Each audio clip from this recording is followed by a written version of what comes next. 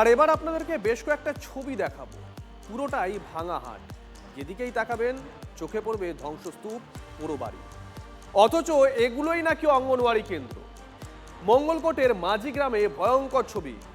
ভর্তুকির টাকা না আসায় গয়না বন্ধক রেখেও কেন্দ্র চালাতে হয়েছে, অভিযোগ করছেন কর্মীরা।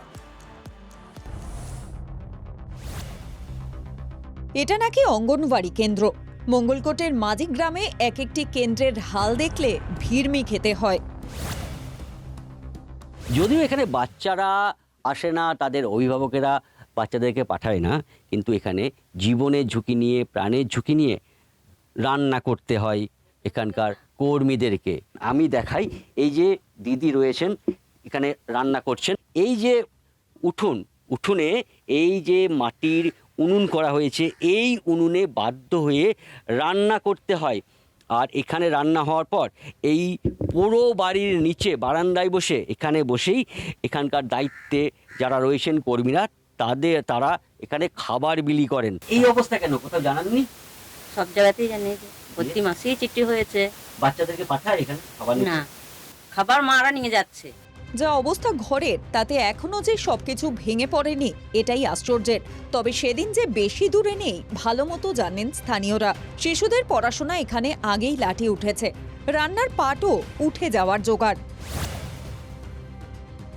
এমন অঙ্গনওয়াড়ি কেন্দ্রও আছে যার কোনো নিজস্ব ভবনই নেই। স্থানীয় প্রাথমিক বিদ্যালয় এক কোণে কোনো মতে রান্নাটুকু হয়। অভিযোগ, কয়েক মাস ধরে ভর্তুকির টাকা আসেনি। কেন্দ্রটি চালাতে গয়না বন্ধক রেখে 10,000 টাকা ঋণ করতে হয়েছে, দাবি কর্মীদের। এই কেন্দ্রের ছবিটাও খুব একটা আলাদা নয়। প্রতিদিন প্রায় 70 জনের রান্না হয়। অভিযোগ, 3 মাস ধরে কোনো টাকা আসেনি। সব মিলিয়ে দিকে দিকে সমস্যার পাহাড়। আমি আমার জিনিস বন্ধ রেখে আমি সেন্টার চালাচ্ছি। কেন বন্ধ কেন রাখতে হলো? আমি সবজির টাকা আমি পাইনি, মাইনের টাকাও পাইনি। যারা ছিল সেই সরকারের তরফ থেকে সেই বিল এখনো পাননি? না। আর আপনাকে যে গয়না বন্ধক দিতে হয়েছে সেটা কিভাবে ছাড়াবেন? সেটা কীভাবে ছাড়াবো? আমার সবজির বিল থেকে যখন পাবো তখন ছাড়াবো, নাহলে আমি যদি না পারি ছাড়াতে পারবো না। নিজেরা পকেট থেকে পয়সা দিয়ে চালাচ্ছি, কী করে চালাবো? কেন পকেট থেকে এখানে পয়সা দিতে হচ্ছে? পয়সা ঢোকে নাই তো, অনেকেরই 4 মাসেরই বিল বাকি আছে। এমন বেহাল দশার জন্য সবার আঙুল কিন্তু বিগত তৃণমূল সরকারের দিকে। এমনকি সরাসরি নিশানায় প্রাক্তন নারী ও শিশু কল্যাণ মন্ত্রী শশী পাঁজা নারী এবং সমাজ কল্যাণ দপ্তরের মন্ত্রী ছিলেন। উনি মাঝি গ্রামে আসতেন, মাঝি গ্রাম ঘুরতেন, গাল ভরা প্রতিশ্রুতি দিতেন, খাওয়া দাওয়া করতেন, চলে যেতেন।